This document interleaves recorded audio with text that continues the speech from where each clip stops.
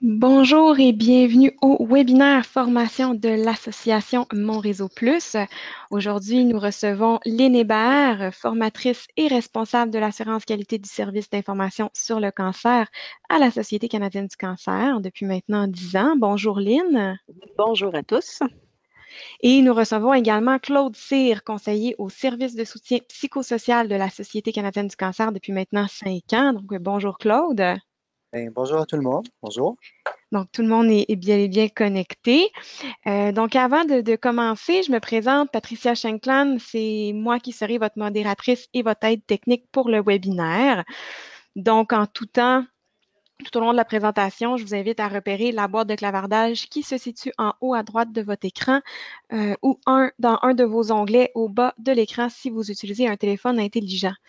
Vous pouvez y rédiger vos questions techniques ou vos questions pour les conférenciers. Nous prendrons le temps de répondre aux questions dirigées vers nos présentateurs à la fin du webinaire lors de la période de questions qui durera une quinzaine de minutes. Donc, la durée totale de ce webinaire est de 1 heure. Donc, pour que vous ayez le plus de contenu possible, sans plus tarder, je vais céder la parole à Madame Lynn Hébert. Donc, À vous, Lynn. merci beaucoup. Bonjour, bienvenue à tout le monde. Donc, le but de la conférence aujourd'hui est de démystifier le cancer et de vous donner un aperçu des impacts physiques et psychologiques qui peuvent en découler. C'est évidemment un survol, mais qui, Claude et moi l'espérons, vous aidera à mieux comprendre cette clientèle. Est-ce que c'est bien moi qui ai le contrôle? Ah bon, voilà, merci. Tout d'abord, un bref mot sur notre organisme. Depuis sa création en 1938, la vision de la Société canadienne du cancer, ou SCC, est de créer un monde où personne n'aura à craindre le cancer. Pour l'instant, le mot cancer est encore synonyme de mort pour la majorité des gens. Le jour où un diagnostic de cancer n'équivaudra plus à une menace à la vie, on va avoir gagné une importante bataille dans l'accomplissement de notre mission. Donc, la mission de la SCC est déclinée en 2 volets, soit l'éradication de tous les types de cancers et, en attendant cette grande réalisation, l'amélioration de la qualité de vie des personnes touchées par cette maladie-là. Donc, cet aspect-là de notre mission, l'amélioration de la qualité de vie, ça rejoint votre objectif en tant que massothérapeute de procurer le plus de bienfaits possible à vos clients. Pour accomplir sa mission, la SCC travaille sur tous les fronts à réduire le nombre de cas de cancer, à réduire le nombre de décès par cancer et, à travers tout ça, toujours d'améliorer la qualité de vie des personnes touchées. Le plan de la présentation, donc, en fait, je vais commencer avec le contenu biomédical. Claude va poursuivre avec les aspects psychosociaux. Ça va être suivi d'une brève conclusion et d'une période de questions. Le cancer est un coup dur au niveau physique. Dans la section biomédicale, je vais faire l'état de situation du cancer, définir ce qu'est le cancer et certains termes comme le stade, le grade, survoler les traitements standards pour ensuite m'attarder sur différents impacts physiques du cancer et de ses traitements. Je vais enchaîner avec quelques exemples de précautions à prendre en regard à ces impacts physiques-là. Je vais aborder l'apport des thérapies complémentaires et terminer par une courte revue de littérature sur les bienfaits de la massothérapie pour la clientèle atteinte de cancer. Alors, tout d'abord, pourquoi parler du cancer? Qu'est-ce qui justifie que cette maladie-là fasse l'objet d'un webinaire aujourd'hui? En quoi elle peut prendre une place importante dans votre pratique? Je vais donc vous faire le portrait du cancer, question de mieux situer cette maladie. Toutes les 25 minutes, un Québécois meurt du cancer. Le cancer est responsable de 30 de tous les décès au Québec comme partout ailleurs au pays. Depuis les années 1990, le cancer devance les maladies cardiovasculaires comme première cause de décès. On estime qu'une personne sur 2 va développer un cancer au cours de sa vie. C'est donc certainement une proportion non négligeable de votre clientèle. On dit le cancer, mais ce mot englobe plus de 100 maladies différentes. Donc, pourquoi ça s'appelle tout cancer de quelque chose? C'est que toutes ces maladies-là ont un point en commun. Elles se caractérisent par une multiplication incontrôlée de cellules qui, avec le temps, forment une masse qu'on appelle une tumeur. Mais au-delà de ce point commun, Chaque cancer a sa propre signature. Chaque plan de traitement doit être personnalisé. Il y a par exemple plusieurs types de cancer du sein, ce qui complique le traitement de la maladie. Et même pour 2 cancers du sein similaires, la réaction au traitement peut varier d'une personne à l'autre. Le cancer est donc une maladie très complexe et ça explique les défis au niveau de la recherche, au niveau de la prévention du cancer, au niveau du dépistage, au niveau du traitement de la maladie. Et ça, c'est autant pour les scientifiques que pour les personnes atteintes. J'attire votre attention sur le fait que si on voit toute une liste de cancers à l'écran en ce moment, ils ne sont pas tous là, mais les cancers ne sont pas tous visibles à l'œil nu. Par exemple, un cancer de la peau ou une masse qu'on serait capable de palper à l'abdomen, c'est relativement concret. Mais il y a plusieurs cancers qui sont dans des organes très profonds ou les cancers du sang qui présentent peu, voire pas du tout de signes extérieurs. Donc, qu'est-ce que le cancer? La première image à gauche ici nous montre des cellules saines dont la croissance est contrôlée, l'arrangement est structuré. On voit vraiment là, que c'est bien structuré. La deuxième image, on peut voir des cellules dont la croissance est incontrôlée et désordonnée, ce qui commence à former une masse. Cette masse-là, qu'on appelle une tumeur, n'est pas nécessairement cancéreuse. Si les cellules n'ont pas les caractéristiques nécessaires pour se propager ailleurs, ça demeure une tumeur bénigne. Sur la troisième image, par contre, on voit que des cellules commencent à se détacher de la masse pour atteindre le tissu voisin. Contrairement à la tumeur bénigne, la tumeur maligne ou cancéreuse a le potentiel d'envahir les tissus sains qui l'entourent. C'est ce qu'on appelle une invasion locale. Et à la quatrième image, elle illustre des cellules cancéreuses qui se propagent à d'autres parties du corps en utilisant les vaisseaux sanguins ou le système lymphatique. Ces cellules-là vont aller former de nouvelles tumeurs dans des organes éloignés, qu'on va appeler des métastases, ou encore cancers secondaires. Ce modèle-là qu'on voit ici, ça s'applique pour les tumeurs solides. Les cas de cancer du sang, comme la leucémie, sont différents. C'est un modèle un peu différent. Certaines personnes peuvent craindre qu'un massage dans la région d'une tumeur, en augmentant la circulation du sang et du liquide lymphatique, fasse en sorte que les cellules cancéreuses se détachent et circulent vers d'autres parties du corps. Les données probantes démontrent que la massothérapie ne présente pas de danger pour les personnes atteintes de cancer.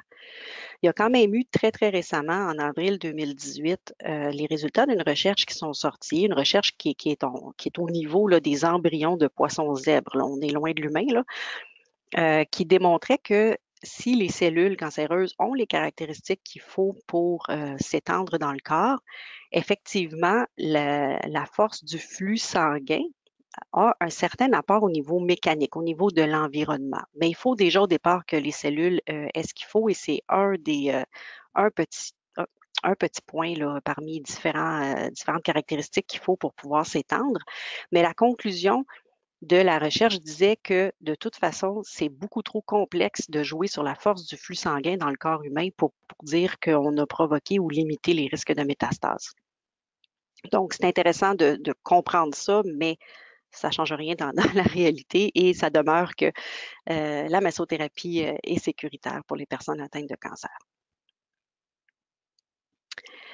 Vos clients atteints de cancer pourraient vous parler de 2 caractéristiques importantes de leur maladie, soit le stade et le grade. Le grade définit le niveau d'agressivité d'une tumeur maligne, donc grade agressivité. Les cellules cancéreuses de bas grade ressemblent aux cellules normales. Par exemple, si c'est une cellule musculaire, bien, si on la regarde au microscope, elle ressemble encore à une cellule musculaire. Ces cellules-là, quand elles ressemblent encore à ce à quoi elles doivent ressembler, ont tendance à se développer lentement, sont moins susceptibles de se propager. Par contre, les cellules cancéreuses de haut grade sont très différentes des cellules normales à quoi elles devraient ressembler. Elles ont tendance à se développer rapidement, sont plus susceptibles de se propager à d'autres endroits du corps. La plupart des tumeurs solides reçoivent un grade entre 1 et 3 ou 4. Plus le chiffre est bas, moins la tumeur est agressive. Plus le chiffre est élevé, plus la tumeur est agressive. On utilise également les chiffres de 1 à 4 pour décrire le stade du cancer, mais il ne faut pas confondre ces résultats-là avec ceux obtenus pour le grade. La stadification décrit l'étendue du cancer dans l'organisme, donc stade étendu. Par exemple, prenons un cancer de la prostate. Le stade 1 définit un cancer qui est limité à moins de la moitié d'un lobe de la prostate.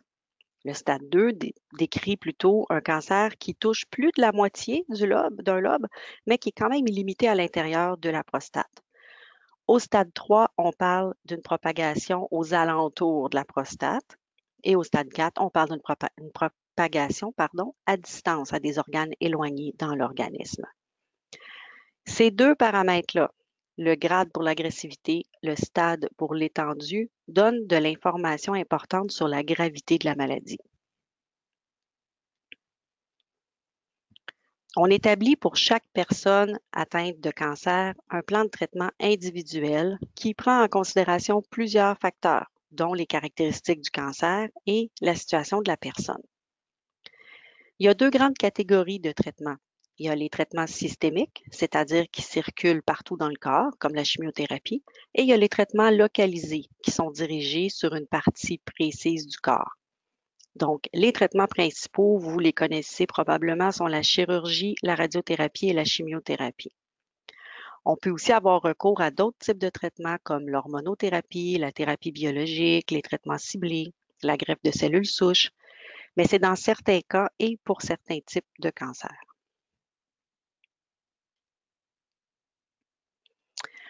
Le cancer en tant que tel peut être la source de certains signes et symptômes, par exemple la douleur ou la fatigue. Donc, un client atteint de cancer, même s'il n'a pas commencé ses traitements, peut quand même avoir des impacts physiques qu'il faut prendre en considération lors d'un massage. Et c'est bien connu, les traitements peuvent aussi causer des effets secondaires non négligeables parfois, qui incluent aussi la douleur et la fatigue. Donc, par exemple, la douleur peut être causée par le cancer lui-même ou la douleur pourrait être causée par un traitement ou les deux.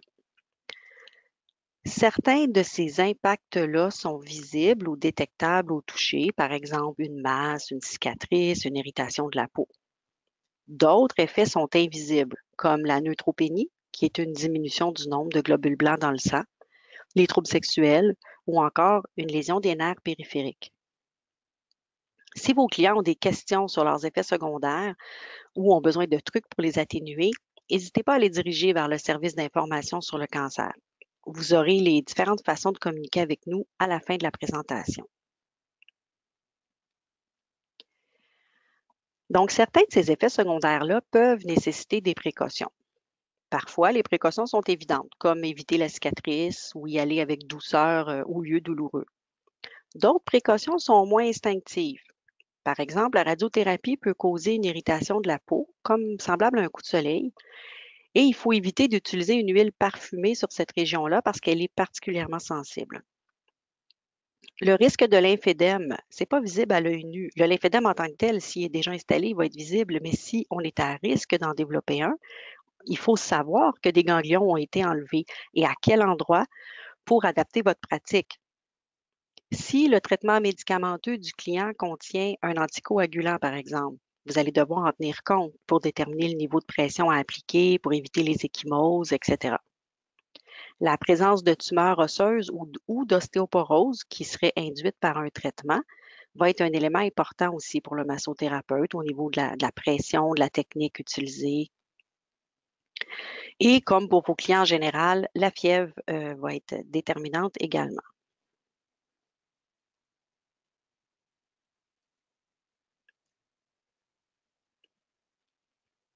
Donc, qu'est-ce que vous devez savoir?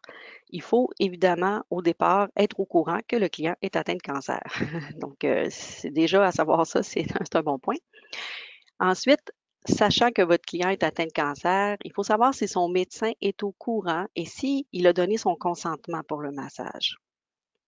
Si oui, quels sont les traitements que le client a reçus ou reçoit encore? Au moins, ça peut vous permettre d'identifier est-ce qu'il y a une zone, une région du corps qui a été exposée à la radiothérapie? Est-ce qu'il y a des ganglions qui ont été enlevés à certains endroits pour que vous puissiez en tenir compte?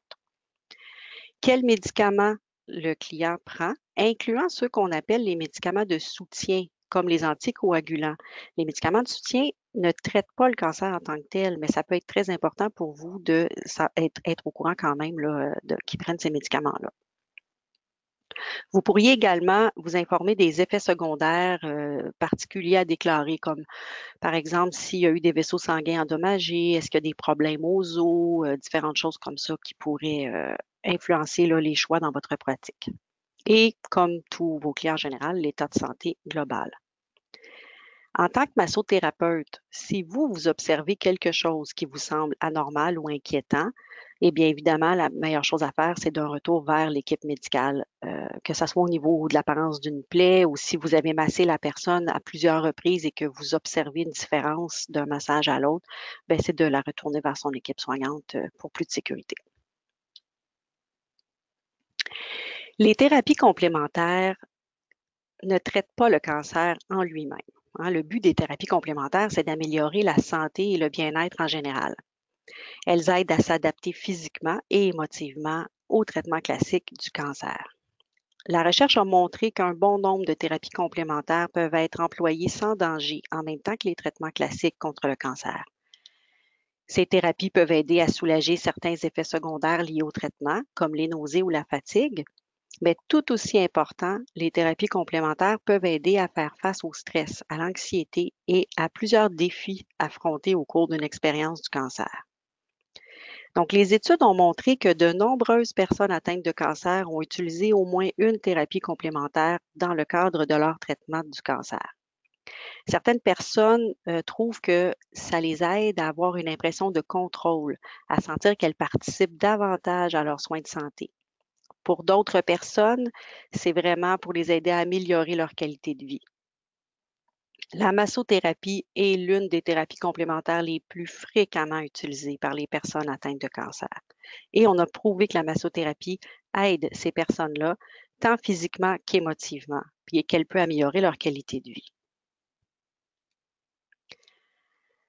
Donc, la clientèle en général, les gens qui vont vous voir, ont en général recours à la massothérapie pour aider à soulager les muscles raides ou endoloris, pour aider à réduire la douleur, pour améliorer la circulation, favoriser la relaxation, une sensation de bien-être. Vous le savez, les études ont démontré que la massothérapie peut aider à atténuer le stress, l'anxiété, la douleur, la fatigue, la dépression. Ça peut aussi aider à soulager les troubles du sommeil, à réduire les nausées, la constipation, l'essoufflement et même les douleurs fantômes. Pour une personne atteinte de cancer, tous ces bienfaits-là sont particulièrement précieux. Mais au-delà des bienfaits généraux, la science démontre de plus en plus d'effets positifs de la massothérapie, spécifiquement chez la clientèle atteinte de cancer. Par exemple, on le sait de façon générale que le massage aide au niveau de la douleur, mais en 2015, il y a une méta-analyse qui est sortie sur l'effet du massage sur la douleur liée vraiment au cancer et la conclusion était que ça réduit significativement la douleur, particulièrement pour les douleurs liées à la chirurgie. Et dans cette analyse-là, il ressortait que la réflexologie semblait particulièrement efficace. Il y a aussi une étude, on le sait que ça a un impact sur le stress, mais une étude qui a été faite vraiment auprès de gens qui avaient un traitement primaire du cancer et on voyait que le massage apportait une réduction significative de la perception du stress, mais aussi du niveau de cortisol après le traitement. Au niveau du système immunitaire, il y avait aussi une étude très intéressante qui montrait que le massage des jambes augmentait la sécrétion de peptides antimicrobiens chez les personnes atteintes de cancer. Et on sait que, les peptides antimicrobiens, c'est la première ligne de défense. Les gens qui sont, par exemple, en chimiothérapie, le système immunitaire est affaibli, donc c'est précieux pour eux de pouvoir augmenter comme ça leur ligne de défense. Le drainage lymphatique manuel que vous connaissez, vous savez que ça peut réduire l'enflure associée au lymphédème, entre autres chez les femmes atteintes de cancer du sein. Mais il y a une étude qui est sortie récemment en 2018 qui montre aussi des avantages pour la prévention du lymphédème. Donc, en fait, l'étude concluait que le drainage lymphatique manuel est aussi sécuritaire et efficace que l'exercice dans la réadaptation après une chirurgie du cancer du sein. Ça a les mêmes effets sur l'amplitude du mouvement de l'épaule, sur la plaie et sur l'incidence du lymphédème jusqu'à 30 mois après la chirurgie. Il y a aussi, il y a quelques années, une étude qui a porté sur le massage à friction profonde dans le traitement de la fibrose induite par la radiation. Donc, ce qu'il faut savoir, c'est que la radiothérapie, les rayons de radiothérapie qui traversent différentes couches là, de la peau, des muscles et tout ça, pour atteindre la partie cancéreuse, bien, tous ces tissus sains-là sont affectés par les rayons de radiothérapie. Et là, le corps, pour réparer tout ça, crée du tissu cicatriciel. Et le tissu cicatriciel devient un effet secondaire handicapant parfois, qui peut mener à un débalancement musculaire, une diminution de l'amplitude de mouvement, de la douleur, un dysfonctionnement des systèmes lymphatiques et sanguins. Ça peut affecter les fascias, les muscles, les organes, les os selon où le rayon a passé. Et cette étude-là a démontré que le massage a le potentiel de briser le tissu fibreux et de libérer l'inflammation. Donc, durant le massage, les spasmes douloureux qui résultent de cette fibrose-là peuvent être soulagés et la progression de la fibrose peut être interrompue. Donc, c'est vraiment très intéressant. Une autre étude en 2017 a porté sur l'effet du massage de type aromathérapie sur la douleur et la fatigue causée par la neuropathie périphérique induite par la chimiothérapie.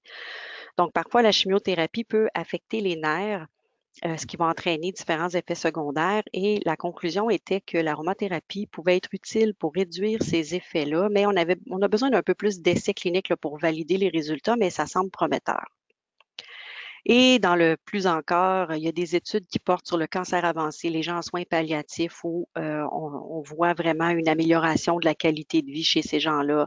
Il y a des études qui portent sur les aidants naturels, parce qu'il ne faut pas les oublier, eux non plus. La massothérapie peut aider les aidants naturels à passer à travers tout ça, à mieux gérer leur stress, à avoir un meilleur sommeil. Donc, plusieurs études comme ça, là, très intéressantes. Et la conclusion de tout ça, ce qu'il faut retenir, c'est que la massothérapie peut réellement améliorer la qualité de vie des personnes atteintes de cancer à plusieurs niveaux et à tous les stades de la maladie. Ça met fin à la partie biomédicale. Donc, Claude va maintenant aborder avec vous les réalités des personnes atteintes de cancer au niveau psychosocial. À toi, Claude.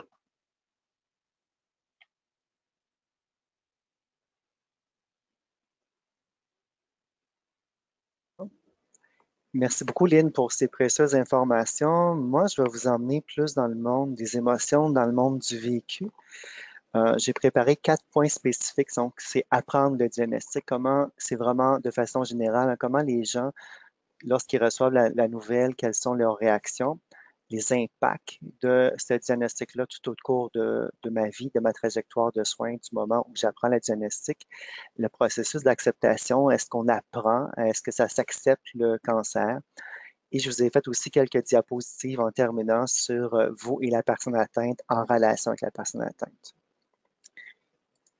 Donc, apprendre le diagnostic de cancer, c'est encore associé à la mort. Les gens vont, la conscience collective, on a dans notre pensée que le cancer égale mort. Lorsqu'on entend pour nous cette nouvelle-là, que vous avez un cancer, il y a une grande réaction, c'est-à-dire que le cerveau ne fait pas la distinction entre une menace réelle et une menace imaginaire. C'est sûr que le cancer, ça peut être une menace réelle à la survie. Donc, lorsqu'on me dit à moi que j'ai un cancer, j'ai une forte réaction de stress puisque ma survie, elle est menacée. Vous allez possiblement, ou vous avez possiblement côtoyé des gens atteints de cancer dans votre pratique ou en relation avec, et le stress, l'anxiété, la détresse, on va y revenir, c'est souvent présent. On va avoir des réactions de peur de ce qui s'en vient, peur peut-être de mourir, la colère, je suis en colère contre la vie, je peux aussi avoir une réaction de désespoir. Et également, je vais me questionner sur ma propre finalité. On sait tous qu'on va mourir, c'est une connaissance théorique, on le sait depuis longtemps, et là, c'est la première fois possiblement que dans mon corps, que je perçois que ce corps-là est mortel, qu'effectivement, ça pourrait se terminer. Donc, c'est très expérientiel, cette part-là de savoir que la mort est possible pour moi. Ça dépasse la connaissance. Donc, effectivement, ça devient une très grande réaction de stress.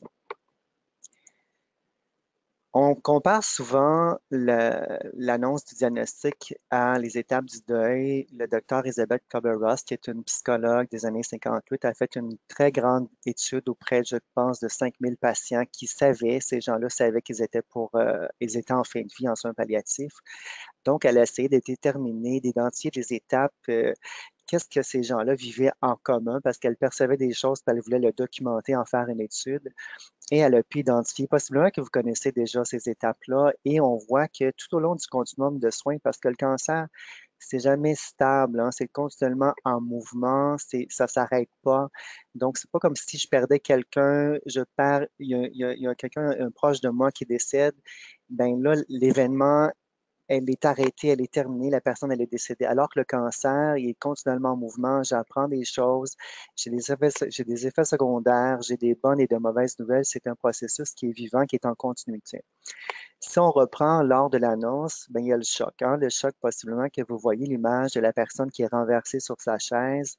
Donc, elle vient de recevoir une information qui est trop grande pour elle, elle ne peut pas l'absorber, c'est le choc. Une des belles images que je trouve aussi du choc, c'est lorsque les patients nous disent, le médecin me dit que j'avais un cancer du sein, peu importe lequel. Je suis rentré à la maison, c'est moi qui conduisais, je me souviens plus du trajet. C'est la voiture, elle a rien, moi j'ai rien, mais demande-moi pas combien de temps ça a pris, qu'est-ce qui s'est passé, j'ai pas enregistré. Donc dans le choc, il n'y a rien qui s'imprègne. C'est comme si j'étais en suspens. C'est vraiment l'idée du choc. Il y a aussi également le déni qui se vit dans cette période-là, excusez, dans cette période-là, c'est-à-dire que je suis dans la partie de moi qui ne veut pas croire. C'est pas un choix que je fais, c'est vraiment un mécanisme d'adaptation de défense qui me permet de maintenir l'équilibre. Ça peut pas m'arriver. Ils se sont trompés. C'est pas les bons échantillonnages, c'est pas les bons tests. Je vais demander un deuxième avis. C'est une partie qui est possible également. Par la suite, va s'installer la crise, donc la colère. Pourquoi moi? Je suis en colère contre tout le monde. Je suis en colère contre mes proches. Je peux avoir de l'agressivité, de l'impatience. Je peux me mettre à pleurer. Donc, c'est vraiment un déséquilibre qui va se passer dans le corps. Habituellement, ça ne dure pas très, très longtemps parce que ça demande beaucoup, beaucoup d'énergie. On parle du marchandage. Donc, on voit un petit peu qu'on progresse dans le processus de l'annonce du diagnostic. Je vais marchander. Je vais dire, OK, il y a le cancer, mais je vais devenir un très bon patient. Je vais écouter ce que le médecin va me dire. Je vais tellement devenir un bon patient que je vais obtenir la guérison. Hein? Je marchande quelque chose pour obtenir quelque chose d'autre. On peut comprendre que le marchandage va se faire à plusieurs niveaux. C'est-à-dire que je peux marchander avec Dieu, avec mon Dieu, avec l'univers, avec la société, que je vais être un bon citoyen et lorsque je serai guéri, je vais remettre ce que j'ai reçu. Donc, je marchande encore quelque chose, je donne de moi pour obtenir la guérison. La dépression, c'est pas une dépression clinique qui est diagnostiquée, ce sont beaucoup des états dépressifs, donc un repli sur soi. Là, je me rends compte que le cancer, finalement, il est vraiment là, que l'annonce est vraiment pour moi et il y a un état qui fait que je ne peux pas vivre ça de façon faire face. Donc, il y a un repli sur soi. Euh, des troubles du sommeil, je peux ne plus avoir le goût à faire ce que je faisais habituellement. Et encore une fois, c'est une étape et cette étape-là va laisser place à ce qu'on appelle l'acceptation. L'acceptation, si vous parlez aux gens atteints de cancer, ils vont vous dire qu'on ne peut pas accepter un cancer, c'est inacceptable. Il ne faut pas confondre acceptation et résignation. C'est vraiment j'accepte que la situation de cancer est là pour moi. Donc, cette acceptation me permet de faire face et de me mobiliser pour aller dans l'action. Alors qu'autrement, je prenais de l'énergie pour lutter contre quelque chose et cette énergie-là est détournée à la lutte de lutter contre quelque chose. Et plus j'accepte, plus cette énergie est libérée, elle est disponible à autre chose. Donc, on voit que les gens qui sont atteints de cancer traversent plus ou moins dans un ordre parfois 1, 2, 3, 4, 5 et parfois dans l'ordre de 1, 3, 4 et 2. Et comme je vous disais tout à l'heure, c'est pas parce que j'ai fait l'étape 1 que c'est terminé que je n'aurai plus le choc. On pense que quelqu'un qui apprend que son traitement n'a pas fonctionné, ben, peut très bien revivre le choc ou encore le déni et n'y croit pas. Et bien sûr, à nouveau, la dépression et l'acceptation.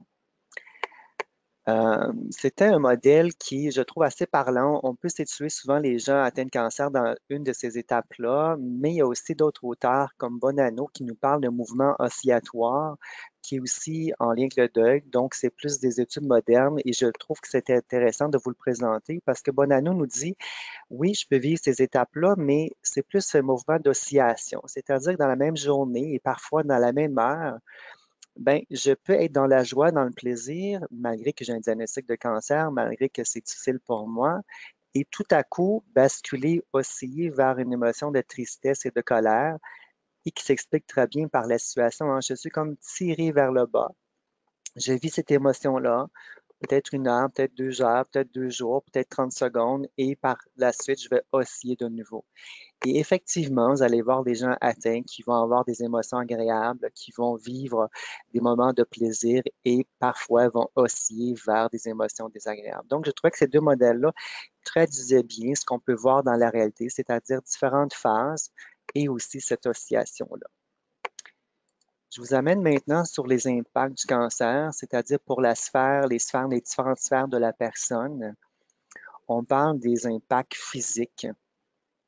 Les impacts physiques, c'est quoi? Lynn nous a parlé tout à l'heure de douleur, nous a parlé du corps qui a eu des cicatrices, des chirurgies. Quand je suis une personne atteinte de cancer, lorsque je suis une personne atteinte de cancer et puis que je vois mon corps, je ne le reconnais plus, il est rempli de fatigue, j'ai perdu un sein et l'ablation d'un sein parfois. Je suis continuellement euh, avec des effets secondaires. Mon corps habituellement n'avait pas ces douleurs-là, n'avait pas ces effets secondaires-là. Donc, c'est sûr que l'identité physique peut être atteinte et aussi l'identité sexuelle. Si j'ai des troubles érectiles parce que je suis un gars dû au traitement, soit de la prostate ou de l'hormonothérapie, je suis une femme, il y a un sein en moins, est-ce que je suis encore suffisamment homme, est-ce que je suis encore suffisamment femme? Ces questions-là, l'image corporelle, l'identité sexuelle va être touchée. Et possiblement, moi, j'imagine que lorsqu'on est massothérapeute, vous allez avoir des patients et des patientes pour qui c'est la première fois qu'ils se trouvent nus en présence d'une autre personne. C'est une façon de se réapproprier le corps par le toucher. C'est une autre personne que moi-même ou mon conjoint ou ma conjointe qui me touche. Et c'est une façon aussi de recréer l'intimité avec ce corps-là. Il y a les aspects émotionnels, j'en ai parlé tout à l'heure, mais je vais aller un petit peu plus loin. On parle effectivement de la colère, de la peur, hein, la peur de mourir, la peur des traitements. Certaines personnes vont parler de la culpabilité, donc je me sens coupable, comme si j'étais une mauvaise personne. C'est l'explication que je donne au fait que j'ai un cancer. Je me sens coupable d'avoir fumé. Je me sens coupable de ne pas avoir été la personne assez généreuse avec les autres. Je me sens coupable de ne pas avoir fait suffisamment d'exercice. Donc, la culpabilité, elle est là. Et même parfois la honte. On entend des gens nous dire j'ai une honte d'avoir cette maladie-là, comme s'il y avait une trahison du corps et les gens portaient la honte. On a les impacts sociaux, les impacts sociaux. C'est-à-dire que les gens qui vivent le cancer, et les impacts vont être aussi auprès du couple et de la famille, les gens vont avoir un sentiment de ne pas être compris par les autres. Bon, il y a aussi la douleur et la fatigue qui peut amener un repli, un isolement. Mais souvent, les personnes atteintes de cancer vont nous dire, j'ai la perception que les autres ne comprennent pas ce qui m'arrive. Ils sont à me dire que je suis fort, que je suis courageuse. Et moi, souvent, je suis allée rassurer lorsque je lui parle, que je leur parle que je vais pas bien, leur parle de mes inquiétudes, leur parle de ma peur de mourir. Et mes proches ne veulent pas trop m'entendre là-dedans et je choisis pour ces raisons-là de me retirer de mon cercle ou de mes activités habituelles. Et souvent, les gens atteints de cancer, le travail aussi a été arrêté, donc il peut y avoir aussi des lacunes à ce niveau-là, c'est-à-dire des manques, des isolements, manque de liens significatifs, un retrait de la vie qui peut faire effectivement que vous allez avoir des gens qui vont dire je m'ennuie, je trouve plus de sens à cette vie-ci en ce moment parce que tout le sens que j'avais auparavant m'est moins présent en ce moment. Les aspects cognitifs et informationnels, les aspects cognitifs, ben, parfois c'est le trouble de concentration. La personne va chercher ses mots, elle l'a sur le bout de la langue, elle voudrait bien dire le mot qu'elle cherche, mais elle n'arrive pas. On parle du brouillard cérébral, ça peut être le stress qui crée ça peut être la chimiothérapie, l'anesthésie. Donc, la personne est comme un petit peu dans sa tête embrouillée par rapport à certaines informations. Parfois, elle oublie des choses, parfois, elle cherche des choses qu'elle ne retrouve plus. Donc, on parle effectivement du cognitif qui peut être affecté. L'informationnel, vous allez avoir des gens, c'est vrai pour beaucoup de gens, mais c'est pas vrai pour d'autres qui vont vouloir savoir. Je veux savoir ce qui va m'arriver, c'est-à-dire le pronostic, est-ce que le pronostic est bon, quels sont les traitements qui sont possibles, quels sont les effets secondaires de ces traitements-là. Donc, de savoir vient apaiser quelque chose. Plus je sais, plus je suis apaisé. Pour certaines personnes, c'est vrai. Et pour d'autres, c'est anxiogène. Donc, je ne veux pas savoir, dites-moi-en le moins possible, parce que si je sais, ça va me créer de l'anxiété. Je vous disais tout à l'heure que l'anxiété est très présente et c'est présent aussi chez certaines personnes qui ont de l'information. Donc, ils ne veulent pas parler de leur cancer, ils vont en parler très peu à des personnes qu'ils connaissent parce que ça crée de l'anxiété lorsqu'ils replongent dans leur expérience de cancer. Et bien sûr, l'impact spirituel. L'impact spirituel, c'est le sens de ma vie. Hein. C'est quoi le sens quel est le sens de ma vie? Et tout à coup, il arrive une épreuve grande comme le cancer. Pourquoi moi? Pourquoi maintenant? Euh, qu'est-ce que je vais devenir? Quel est le sens de ma vie maintenant? Qu'est-ce que je vais en faire si je suis guéri, si la guérison, la rémission est possible pour moi?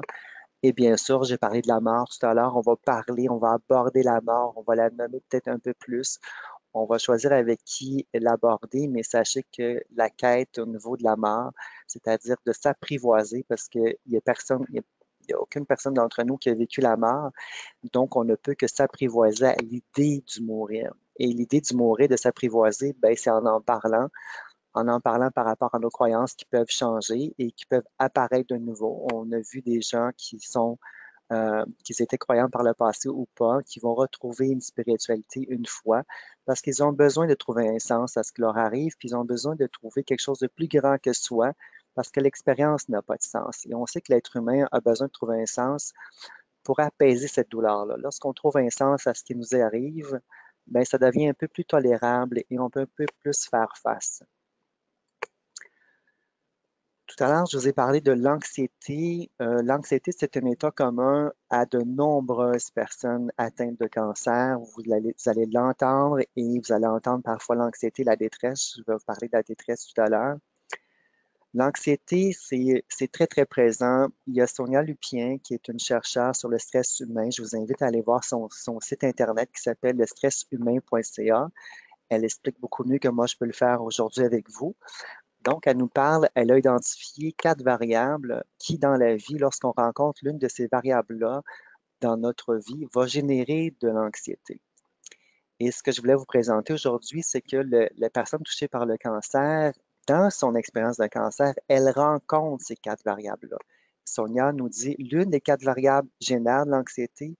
Et imaginez lorsque les 4 variables sont présentes, comment l'anxiété peut être présente pour toutes les personnes touchées par le cancer. La perte de contrôle, c'est quoi? Les gens vont nous dire, ma vie ne m'appartient plus. C'est le corps médical, c'est l'agenda médical, on me dit quand est-ce que je dois aller faire mes traitements, on me dit quoi manger. J'ai des effets secondaires, ce corps-là, je ne me reconnais plus dans ce corps-là, donc je perds la perception de contrôler quoi que ce soit. Et parfois, j'ai dû aussi prendre un congé de maladie, donc la perception de contrôle de ma vie est presque inexistante. Je ne contrôle plus rien et on sait que l'être humain, dans un besoin de contrôler, c'est apaisant et là, tout à coup, le contrôle est disparu. Anxiété. L'incertitude. Il n'y a rien de plus incertain que le cancer. On nous parle de pronostics, on nous parle de statistiques, mais en même temps, on nous dit, on pense que, on espère que, on ne vous dit jamais, c'est sûr à 100% que le traitement va avoir de bons résultats et on ne sait pas si ça va revenir. Hein.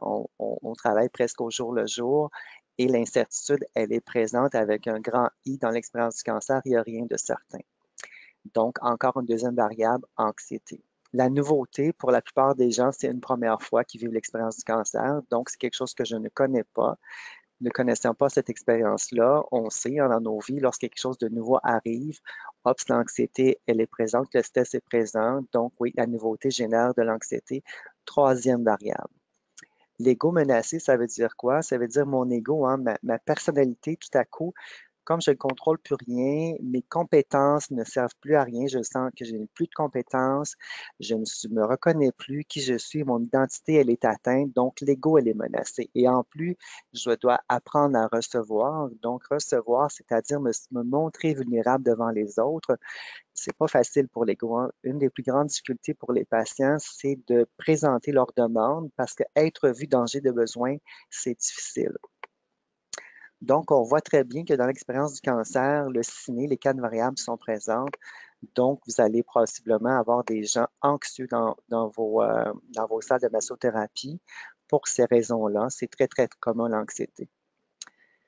On ne parle pas seulement de l'anxiété, on parle également de la détresse. On s'est rendu compte que les gens atteints de cancer et particulièrement à certains points de leur expérience, c'est-à-dire de leur continuum de soins, je pense entre autres lorsqu'ils ont pris le diagnostic, lorsqu'ils commencent un premier traitement, lorsqu'ils apprennent qu'il y a une récidive, lorsqu'ils apprennent qu'ils sont en soins palliatifs, lorsqu'ils apprennent qu'ils sont en soins de vie, on se rend compte que la détresse est très élevée. La Direction de lutte contre le cancer a identifié qu'il y avait entre 35 et 45 qui avaient un taux élevé de détresse. La détresse, c'est quoi, hein? C'est un sentiment, vraiment une émotion désagréable qui peut nuire au fonctionnement de la personne et bien sûr à sa qualité de vie. Donc, si la détresse est présente pour moi, ça se peut que j'adhère moins au traitement, ça se peut que je sois moins satisfait de mon équipe soignante. Il y a des coûts rattachés au système de la santé pour ça et c'est pour cette raison qu'on s'intéresse à la détresse. Et si j'adhère moins au traitement, ça peut être possible aussi que j'ai le goût que la vie termine plus tôt plus vite parce que cette détresse-là est tellement grande à l'intérieur de moi que j'ai le goût de mourir, que j'ai le goût que ça cesse en fait.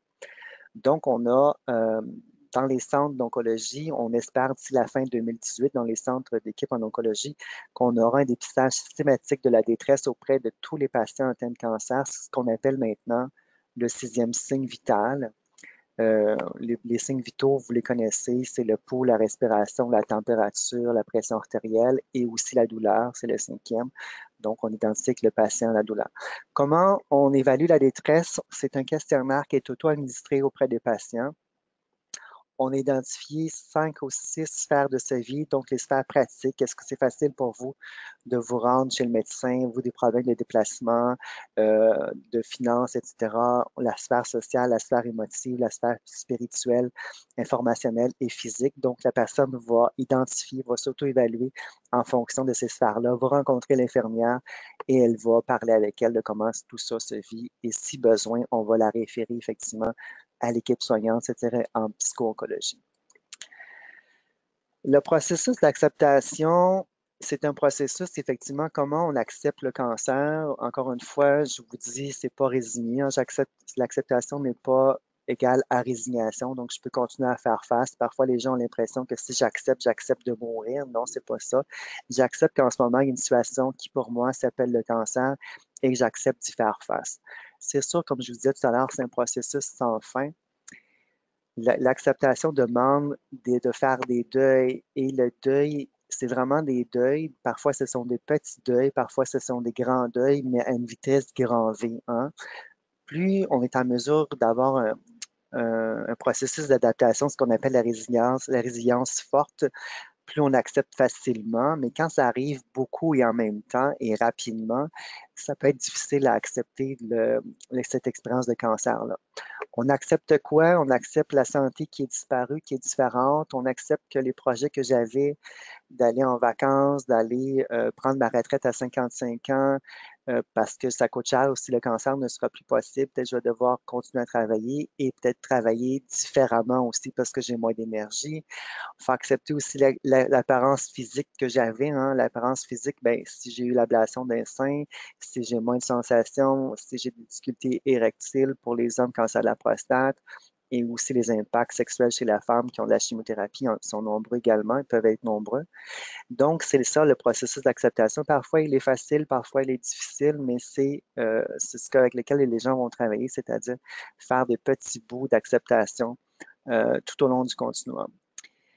Ce qui est intéressant aussi, c'est lorsque le médecin nous dit que l'expérience de cancer est terminée, c'est-à-dire, comment on dit ça, c'est qu'on ne retrouve plus de traces de cancer dans le corps.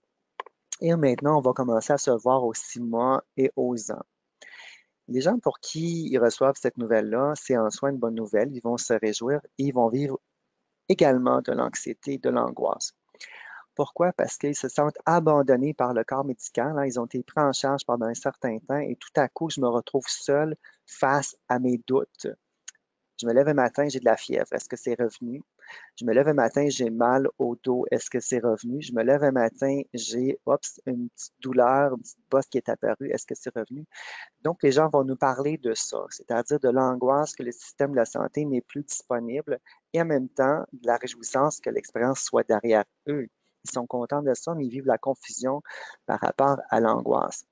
Il y a même des gens qui vont nous parler de culpabilité. Je me sens coupable d'avoir survécu alors que d'autres sont décédés pour le même cancer ou des cancers différents. On va entendre des gens qui vont dire, ben oui, dans les salles de chimiothérapie, dans les salles d'oncologie, on crée des liens, on se voit, on se revoit. Et aussi, lorsqu'on va voir l'oncologue, le médecin, et tout à coup, cette personne-là décède alors que moi, j'ai survécu, on revient encore au sens, pourquoi moi? Et je peux me sentir coupable d'avoir survécu alors que des gens avec qui j'ai tissé des liens n'ont pas survécu. Je vous amène dans les deux dernières diapos en ce qui concerne vous et la personne atteinte, la relation. Souvent, les gens vont nous dire qu'ils se sentent infantilisés par leurs proches. C'est-à-dire qu'il semble que les gens veulent les rassurer, les encourager, les protéger. Donc, si vous aviez une relation avec des clients que vous avez déjà vus, déjà massés, essayez de maintenir cette relation-là. C'est-à-dire, si vous parliez de vous, continuez à le faire. Si vous parliez de l'autre personne, de ses projets, demandez-lui comment ça se passe avec ses projets. On essaie de maintenir une relation, de la poursuivre comme elle était auparavant.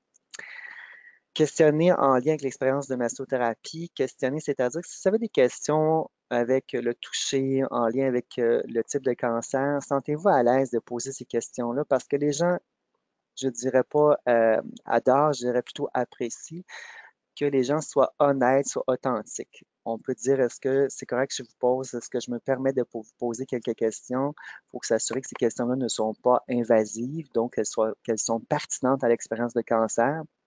Et les gens vont être habituellement heureux d'y répondre et de collaborer à votre questionnement parce que vous osez aborder le cancer et non de faire semblant que c'est pas là. Ne pas proposer de solution. On va éviter de proposer des solutions à moins qu'elles vous soient demandées, c'est-à-dire je suis fatigué, qu'est-ce que je peux faire? J'ai des douleurs, qu'est-ce que je peux faire? Mais toujours en vérifiant avec l'équipe soignante. Moi, je vous proposerais de faire telle activité avec votre bras pour la douleur, vérifier avec l'équipe soignante. Je dis ne pas proposer de solution parce que les gens atteints de cancer ont beaucoup autour d'eux des gens, des personnes qui sont des petits médecins qui proposent toutes sortes de solutions, de traitements complémentaires. Moi, j'ai connu quelqu'un qui a pris ça, ça lui a fait du bien, etc. Et parfois, avoir beaucoup de conseils ou de pistes de solutions, ça crée de la confusion et ça devient que la personne, le doute s'installe. Est-ce que j'ai fait le bon choix? Est-ce que j'ai pas fait le bon choix? Et c'est difficile de s'abandonner et d'avoir confiance à l'équipe soignante. Et tout à coup, tout le monde ou plusieurs d'entre nous se mettent à proposer des solutions et des conseils. Ça peut créer cette doute-là et créer de l'anxiété.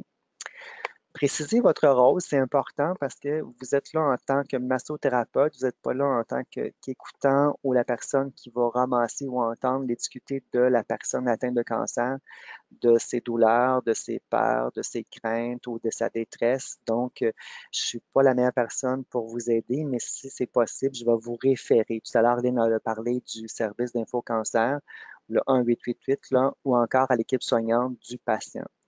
Je vais vous parler aussi de l'ouverture. L'ouverture, c'est-à-dire, je suis au troisième point, attention à un trop grand accueil ou une trop grande ouverture. C'est sûr qu'on va être disponible. Quand je parlais d'être présent à l'autre. J'entends que vous avez beaucoup de douleur ou j'entends que vous avez beaucoup de peine.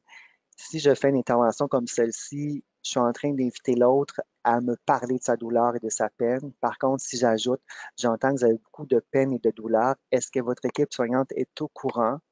Je suis en train de dire à cette personne-là que j'ai entendu ce que vous vivez, mais c'est pas avec moi que vous allez trouver l'apaisement ou c'est pas avec moi que vous allez trouver la référence ou les solutions à cette douleur-là ou cette détresse-là.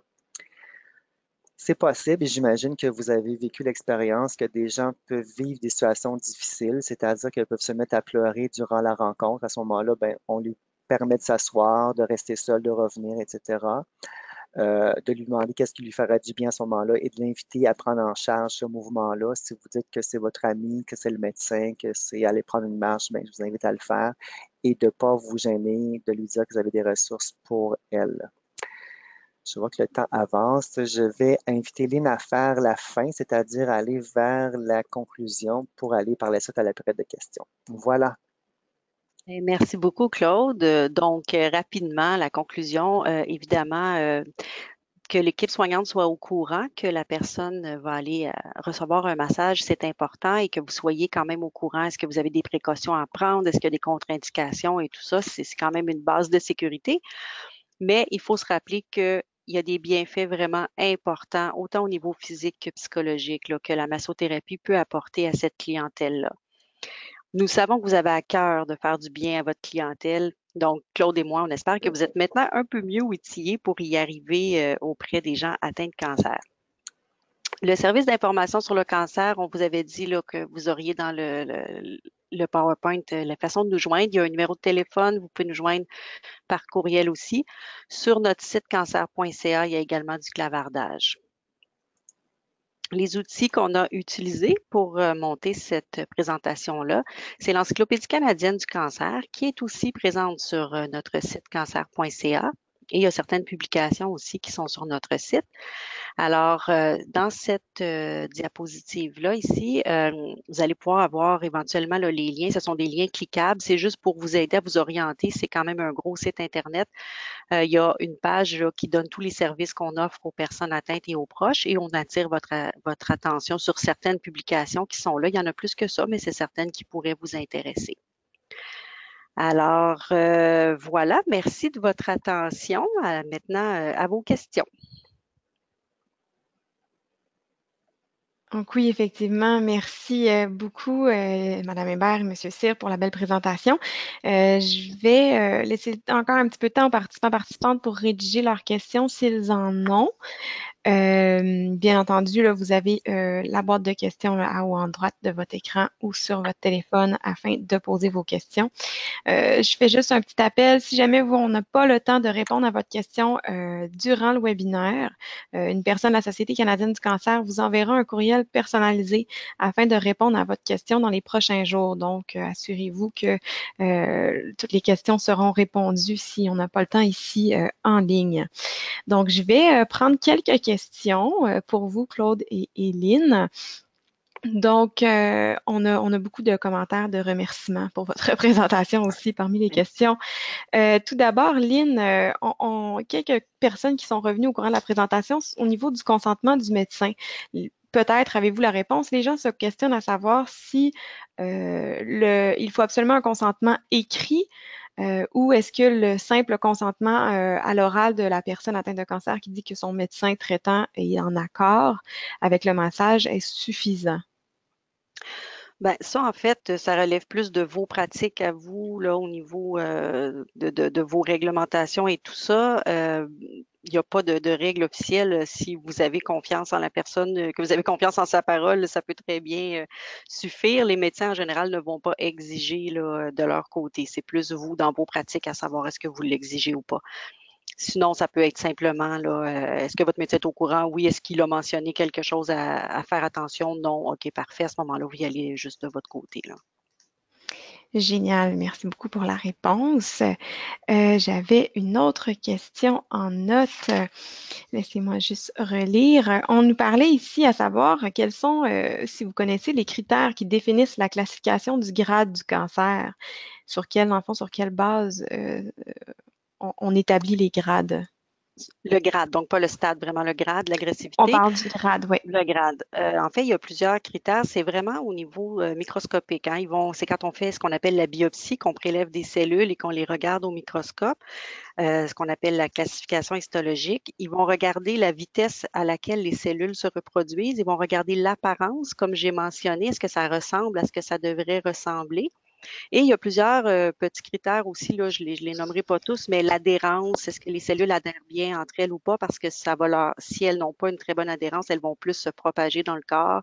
Donc, différentes caractéristiques comme ça qui vont distinguer des cellules bénignes des cellules malignes et un coup qu'on sait qu'elles sont malignes, à quel point elles sont agressives. Mais en gros, là, la rapidité là, de reproduction des cellules et l'apparence sont deux des critères les plus importants pour déterminer le grade. Parfait, merci beaucoup. On nous revenait aussi à nous dire que si on comprenait bien, est-ce qu'on peut masser un client qui est en traitement actif de chimio, radiothérapie avec le consentement du médecin ou est-ce qu'on doit attendre une certaine période? C'est vraiment du cas par cas. Il y a plusieurs personnes qui, oui, pendant leur traitement, peuvent avoir des massages. Il n'y a pas de contre-indication particulière ou il va y avoir seulement peut-être une région à éviter ou il va y avoir une question au niveau de la pression à appliquer. Mais c'est vraiment du cas par cas, d'où le fait de s'assurer que le médecin est au courant parce que il y a des gens qui se font traiter au cours de leur massage là, sans aucun problème et que ça va au contraire les aider beaucoup, là. Génial, merci beaucoup. Je vais regarder, sélectionner peut-être une dernière question. On a beaucoup de questions en lien avec effectivement les contre-indications au massage. Est-ce qu'il y aurait, si on veut, des contre-indications qui soient à retenir, là, que vous auriez peut-être mentionné au début de la présentation, ou si, encore une fois, c'est vraiment du cas par cas? Ben effectivement, c'est du cas par cas, selon la personne que vous allez avoir devant vous. Est-ce qu'elle a une cicatrice parce qu'elle vient tout juste d'avoir une chirurgie? Est-ce qu'elle prend, comme je disais, par exemple, des anticoagulants? Est-ce qu'il y a des métastases dans ses os ou pas? À quel endroit du corps? Donc, selon la situation de la personne qui est présente, ben vous allez adapter vos précautions. Certaines personnes peuvent avoir aucune précaution particulière à prendre, là. Ils peuvent être en traitement du cancer, puis arriver, puis il n'y a rien de particulier à faire attention ou à éviter. Ça dépend vraiment là, de la situation de la personne, de comment ça se passe, quel effet secondaire elle a avec ses traitements et tout ça. Donc, évidemment, tantôt, j'ai survolé là, je les ai pas, c'est pas une liste exhaustive que j'ai fait des effets secondaires. J'en ai mis beaucoup, mais il y en a quand même beaucoup et ça vous donnait une idée de à quoi il faut penser peut-être, mais je les ai pas tous nommés nécessairement là. Donc, je vais vous poser une dernière question. Ça s'adresse encore un peu plus à vous, peut-être, Oui. Lynn, ou même peut-être Claude à ce niveau-là. Ce serait intéressant. Est-ce que, en fait, les notions que vous avez apportées aujourd'hui s'appliquent pour les personnes qui ont un cancer de tout âge? Donc, on parle des enfants, personnes âgées, adultes. Si ça s'applique à tout âge, ben, de mon côté, moi, je dirais que oui. Encore une fois, toujours que ce soit un enfant ou une personne âgée, selon l'état de santé général. Puis, ben, en tant que massothérapeute, je pense que vous faites déjà ça. De toute façon, on remplit un petit questionnaire avant et tout ça, là. Mhm. Donc, un enfant, évidemment, se fera pas masser sans que son parent soit présent ou soit venu avec lui. Donc, vous allez pouvoir poser des questions aux parents. Donc, de mon côté, pour moi, oui, il n'y a pas de restriction d'âge. Je ne sais pas, Claude, si toi, tu as quelque chose à ajouter. Ben, au niveau de la réaction, c'est sûr que je connais pas la réaction des enfants, je travaille pas avec les enfants, mais par rapport, plus on vieillit, plus on prend de l'âge, moins je pense que moins la réaction, ce que j'entends aussi, elle est importante. C'est-à-dire que le sens de traverser tout ça, les traitements, les effets secondaires et puis aussi toute la qualité de vie due au traitement qui peut changer. Il y a souvent des gens qui sont plus âgés vont dire non, je ne fais rien. Donc, l'angoisse de la mort, c'est quelque chose avec lequel ils sont habitués ou la part de la mort sont habitués, ils ont déjà côtoyé, apprivoisé tout ça. Donc, les réactions sont probablement très différentes par rapport à si j'ai 50 ans ou 40 ans et je veux effectivement continuer la vie. C'est possiblement des réactions différentes. Peut-être moins d'anxiété, moins de stress par rapport à tout ça. Génial, merci beaucoup. J'ai encore beaucoup de questions, donc je pense qu'on va plutôt, comme j'ai dit, on va transmettre en fait vos questions là à nos présentateurs, puis ils vont pouvoir, avec leur équipe à la Société canadienne du cancer, de répondre à vos questions là individuellement. Donc, vous pourrez avoir vos réponses. Autrement, on vous rappelle que vous pouvez toujours communiquer avec la Société canadienne du cancer, là, que ce soit sur leur site web, cancer cancer.ca, par courriel à info@sic.cancer.ca ou au téléphone le 1-888-939-3333. Toutes les informations seront accessibles dans le webinaire en différé. Gardez un œil sur vos courriels pour savoir quand vous aurez accès au webinaire afin de revoir la présentation si jamais vous avez manqué un élément ou que vous aimeriez réécouter le tout. Donc, sur ce, je vous souhaite une excellente fin de journée. Au moment de quitter la plateforme, vous apercevrez un sondage de participation. Donc, c'est pas très long à remplir, mais vos commentaires sont toujours très appréciés afin de continuer à nous améliorer. Également aussi pour permettre à nos présentateurs d'avoir un peu de commentaires de retour sur leur présentation. Donc, Lynn Hébert, Claude Cyr, merci beaucoup à vous deux pour la présentation. Merci à vous.